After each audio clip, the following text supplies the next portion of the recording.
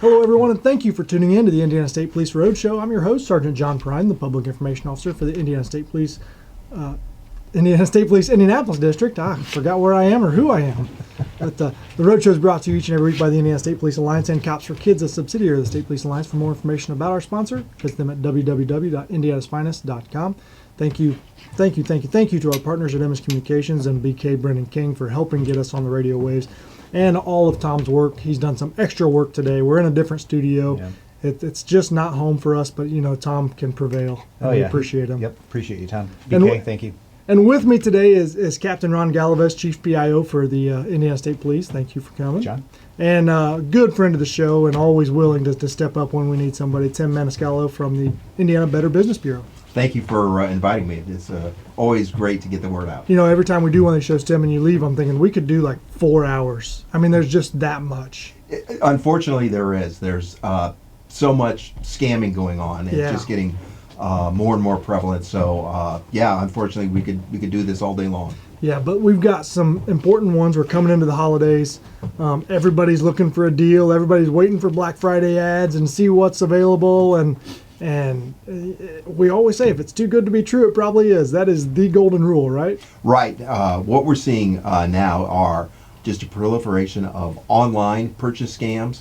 And what happened last year with COVID, so many people decided, hey, I'm going to buy online as opposed to going to the stores. And you've heard the phrase, follow the money. Well, the scammers are very good at following the money, and more people are spending their money online. And therefore, there's just been a huge uptick. In fact, in 2020, it was the most prevalent scam out there, online purchase scams. And we think, again, in 2021, it's going to be the most prevalent scam out there, are these fake online purchase websites or websites where they're going to offer you something, and it's not going to be what you think it is. So how do you know? If you're shopping for something, you find this website that, I've never really heard of it before, but how do you know? Well, there's a couple of things here. Number one, as you said, if they're offering you something that's too good to be true, just incredibly low prices, that's a real tip-off. A couple of other things that you can do, though, to kind of see if a website is for real or not. If you go up to the URL bar, and if you look for the letters HTTPS, S is the important letter there, that gives you more assurance that that site's been registered, and also if you see the little lock icon, that says that site's been registered. If you don't see that's a red flag. And then also look for things like misspellings, awkward English, and the reason I say that is most of these websites originate outside the country. They're from people where English is not their primary language, so they're going to say things and write things in kind of a funny way or an awkward way, and you're going to say, boy, that just reads not right. Unprofessional looking websites, but even with all that, they can copy logos, they can copy pictures of merchandise and really make it look good. So even if it's a great looking website, it could be something that is not a real website out there. If they ask you to wire transfer money, that's a real red flag, because once you wire transfer money, there's no way to track it, and it's gone. It's outside the country. So those are a couple of sort of red flags out there. Okay, and Ron, we every year. Speaking of a guy that shops a lot online, right? He's probably king of it. shopping now. No, another scam that comes pretty prevalent of this time of year is people making phone calls, phone solicitations, saying, I'm the Indiana State Police, I'd like to have some money. Right. Or can you donate to your local police department, or whatever it may be.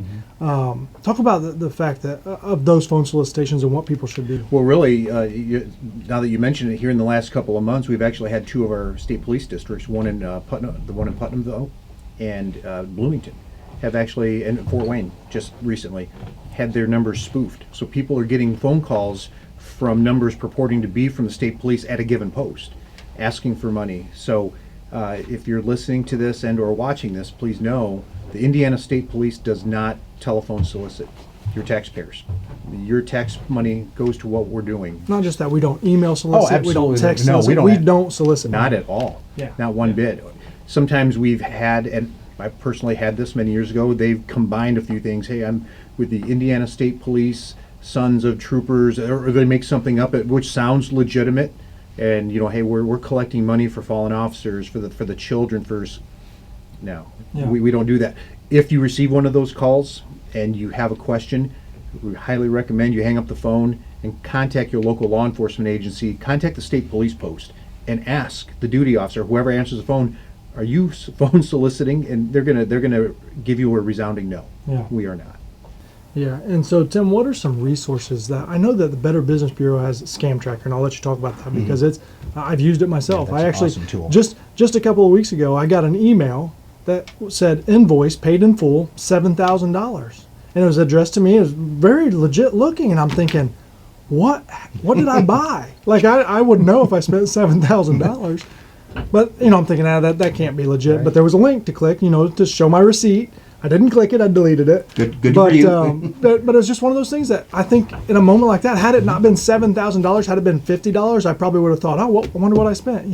So there's resources available for people to check. Right, absolutely. And I just want to, on Ron's comment there about a phone number that was spoofed, we see that a lot with government agencies, Social Security. It'll look like a phone number that, actually is a Social Security phone number. So don't believe your caller ID. If it says it's Indiana State Police, you can buy an app now that will make it look like any phone number you want. So yeah, it looks like it's Indiana State Police, but it's not the Indiana State Police. So don't do that. On resources, as you said, our Scam Tracker website is a great resource to go out and to see what scams are going on. If you go to scamtracker.org, what will happen is a map of the United States will come up, and you can hone right into any city, any county, see the scams that are going on. And those are scams that have been reported by citizens. These are just people who have seen something. If you get this scam where the state police supposedly are calling you asking for money, please go to Scam Tracker, click on the Report a Scam button, and report that to us also, so that people will know, hey, somebody's working, whatever county it might be, Howard County or whatever it might be, saying that it's the Indiana State Police and they're soliciting for money. So that's a great resource out there that we always encourage people to use, and it's where citizens really are helping citizens. So go to scamtracker.org. It's a great resource out there to kind of check to see what scams are going on out there. Yeah, and another thing, this time of year, people get in the giving spirit and they want to be generous and they want to donate their money.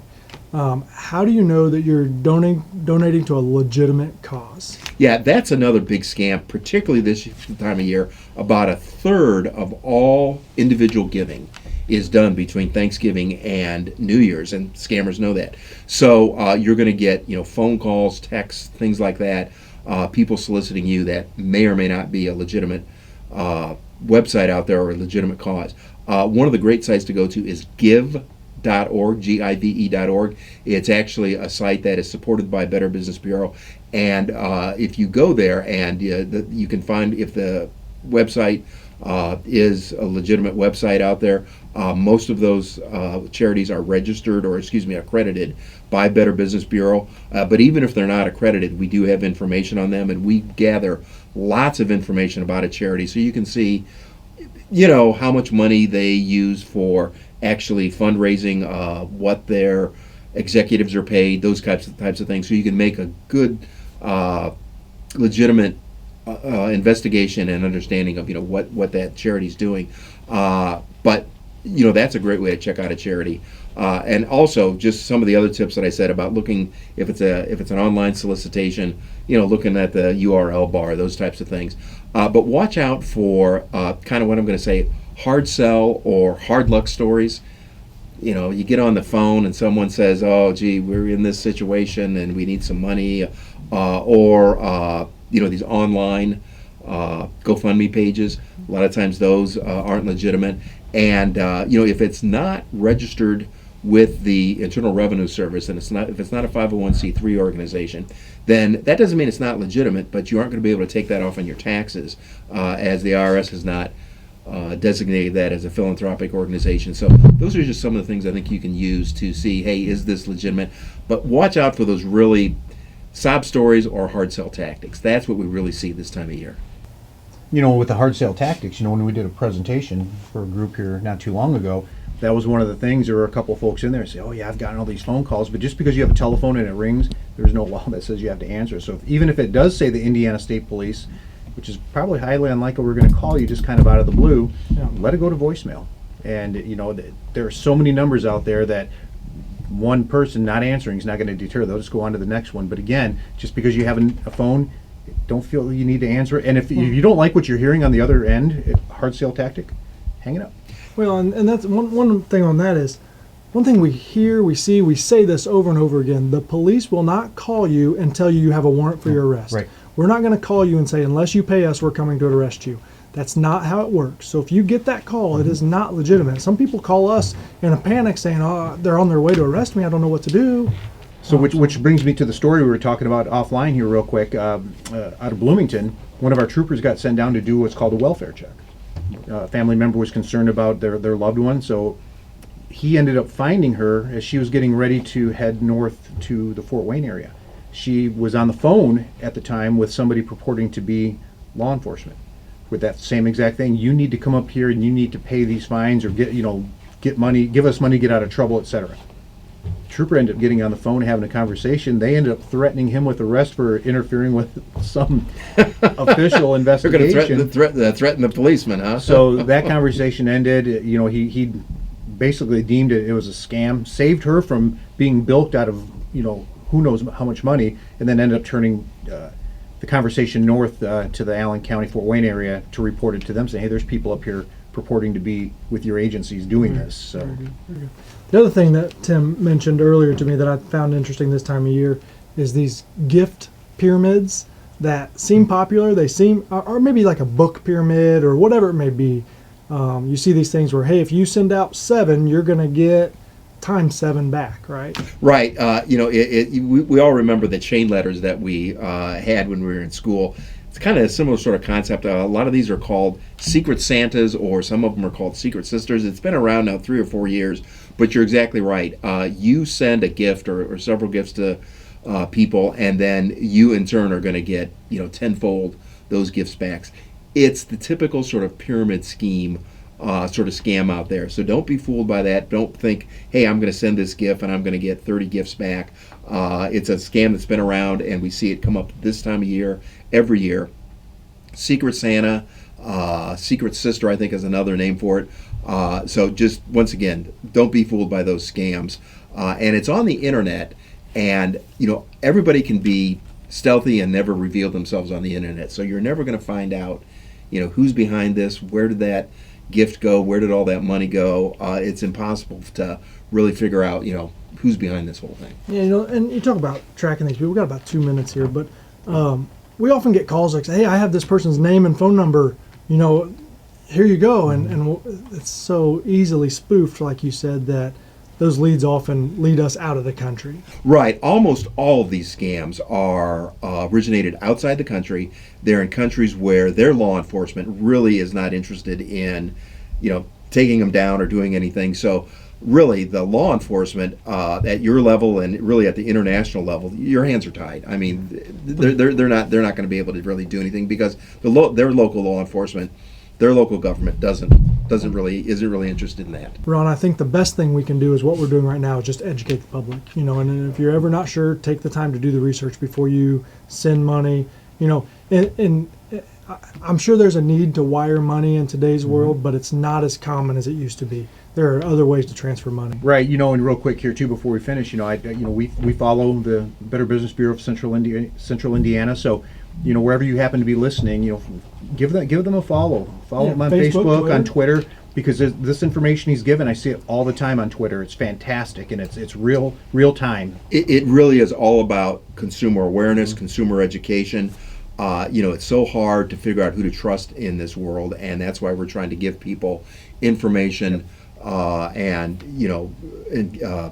empowerment really out there to know who to trust. So yeah, it's all about that. Well, as always, a fantastic guest, Mr. Tim Maniscalco from the Better Business Bureau. Again, we could do back-to-back shows on this topic, and we'll be back with him at some point in the future. I'm certain of it.